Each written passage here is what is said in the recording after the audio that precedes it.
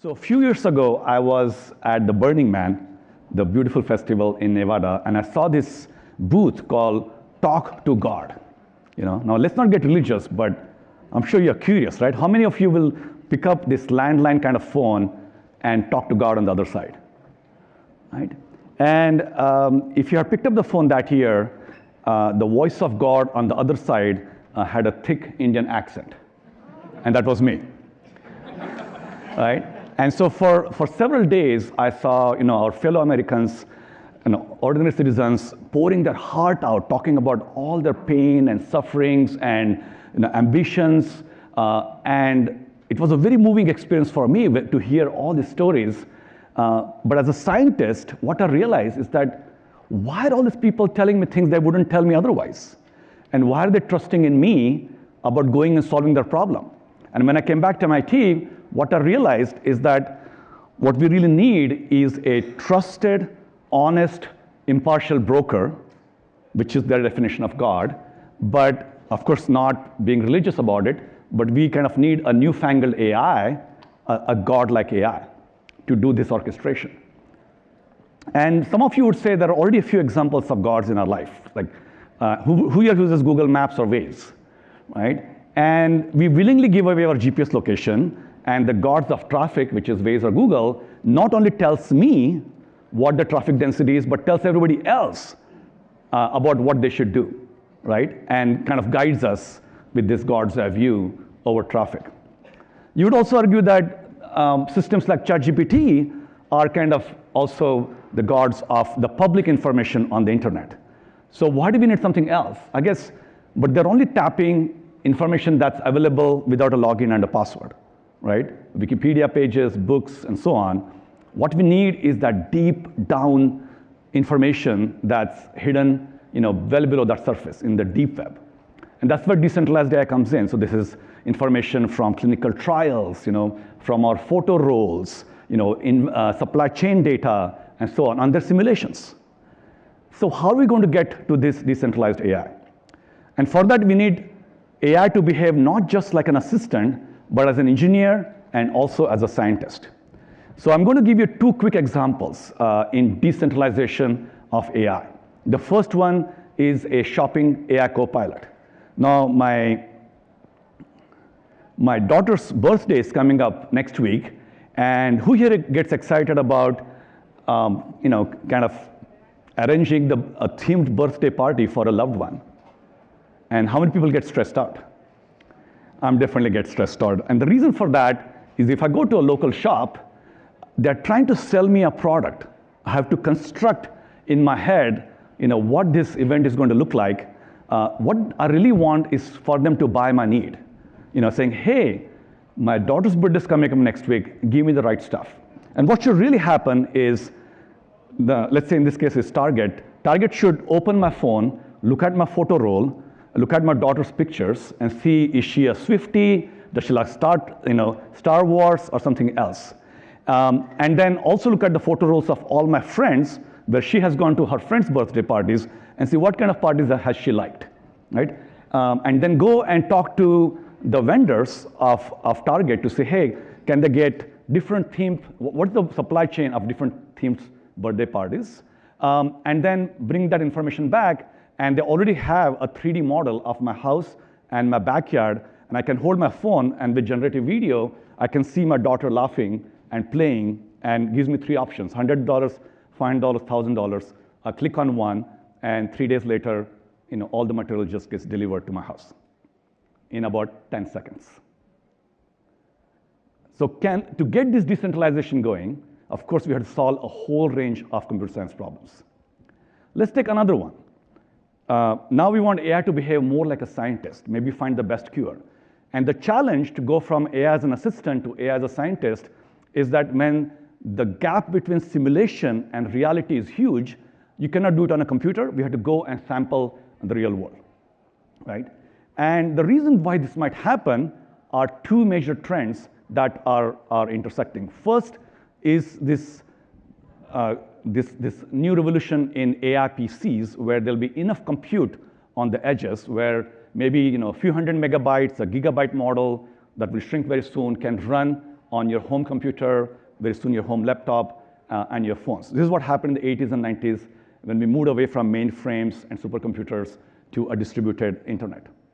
And the second one is that all of us, there'll be 8 billion digital twins of each of us on Earth, and they'll be bidding and they'll be doing a lot of intelligent transactions on our behalf. So when you take these two trends and intersect them, suddenly AI can start behaving like a scientist. So let's look at this picture, right? So on the horizontal axis, we're looking at how things get more and more intelligent. So today's AI, and with personal agents, they'll get better and better. But unless they get networked, unless they start talking to each other, they're not going to get emergent. They're not going to start doing amazingly new things. So what we can do is we can take two paths. We can wait for them to become smarter and smarter, like what we're doing now, or we can take another parallel approach, scientifically in the startup world, which is take simple agents and let them start to talking to each other. That's kind of the path at the top. But either way, we'll get to the top right, which is a decentralization of millions and billions of, in beginning, semi-smart, but over time, very smart agents talking to each other. Okay? So just think about that. All your home PCs, all your home laptops, are talking to each other. And there's Sarah in rural Texas. She has chest pain. She thinks she has long COVID. Her family has history of lung cancer, and she's just not getting a good response from her, good help from her doctors. So imagine her doctor can just go on our decentralized AI system and say, hey, here are the X-rays and radiology pathology reports of Sarah for $10. Can you find me the best answer? Okay? And again, if you had the God's eye view, if you had the God AI, what would happen is we would take millions of petabytes of information of anybody who had long COVID and chest pain and lung issues, and take that millions of petabytes of data, train the best machine learning model that itself will cost $1 million, and then take that $10, which is not much money, and reward the people whose data or models were used, and eventually create an Expedia-like experience where you can say, Sarah, if you want a more aggressive treatment or less aggressive treatment, or stay in rural Texas, or go to Houston for other options, we can give her this highly interpretable answer. So if you have God's eye view, if you have this God AI, actually one would argue that we can solve healthcare overnight. Of course, the reality is that we don't have this God AI, and we cannot centralize this millions of petabytes of data because of trade secrets, because of privacy. We cannot run best models. We just don't have enough compute. And how do we even give away $10? That's not enough money. So how do we create God AI? So what we need to do is take the GOD and make it a global orchestration of decentralized AI. And many of us associate decentralization with the very scammy world of cryptocurrencies and decentralized finance and so on. What can we do? Sometimes, innovation and hyper-financialization takes place in wrong order. But a lot of good techniques in computer science, in distributed computing, have already been developed in the Web3 era. And what we need to do is upgrade them for decentralized AI. So a lot of the good work has already been done in computer science. So let's look at these 4 columns very briefly.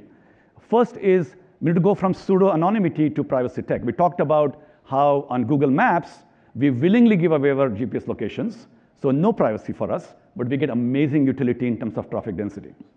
But when it comes to issues like health, we are not willing to do that, and that's why we have very low utility. So we had to kind of break this duality. And so there's a lot of good work happening here at MIT. So for example, Google is using techniques like federated learning. Here at MIT, in my group, we invented a scheme called split learning. And all these schemes can allow you to do AI on data that you cannot see. And the basic idea behind these techniques is you share wisdom from that data, but do not look at the raw data. The second is take the blockchain ledger technologies and use that for verifiable decentralized AI. And take concepts like hashing and proof of work. But now we apply that to AI because how do you know that the PC sitting there in Philippines who's negotiating with me has trained the right model, even has the right data, and the model it's serving me is the one that was trained on the right kind of data. So we need cryptographic watermarking in all these mechanisms. This is a fantastic area of research that my group is excited about. The third is we need some kind of a data market. We need an ability to say, hey, your data is worth $10. Your data might be worth actually $1,000. Because somebody who has comorbidities, their data may be worth much more than a healthy person. And of course, but we cannot copy the data over, because that would be problematic. So how do I evaluate the dollar value of the data without looking at it?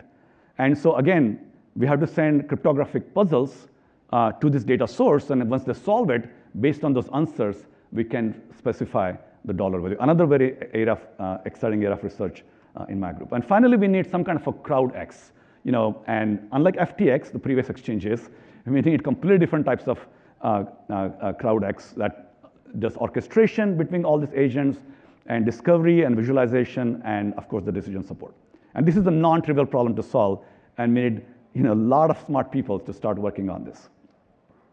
Of course, why do decentralized AI when companies are raising billions of dollars, I heard sometimes trillions of dollars, to solve AI anyway? The problem is, if everything gets centralized, data, compute, talent, and even governance, we won't have innovation at the edges. So in any economy, we need this decentralization. And second, a lot of the issues about responsible AI and safety AI will get solved when we have not the singular entities working on it, but plurality of checks and balances. Of course, the risk is that algorithmic orchestration can have catastrophic failures, like Luna and Terra and FTX. And of course, in the world of AI, bad actors can introduce malicious data or malicious models, and so on. Right? So there are a lot of security and safety issues we have to solve to unleash decentralized AI. And of course, when you have a multi-sided economy, just like in health, you will see the same problems in other parts of our world.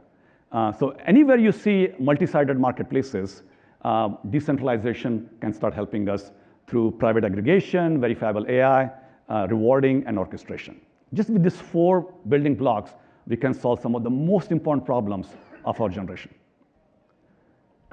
So that's how we're going to move from AI as an assistant to AI as an engineer and AI as a scientist. And I believe, unlike self-driving cars or what we are seeing with online LLMs, decentralization is what is really going to unlock the value. So I think that booth there should really say, talk to gods, in the plural, right? And actually, this comes very naturally to me because I come from India, and we have 330 million gods, one for every aspect of your life, right? So the notion of multi-god is something I grew up with. So there's a decentralization of gods already happening. So let's make global orchestration of decentralized AI. Thank you.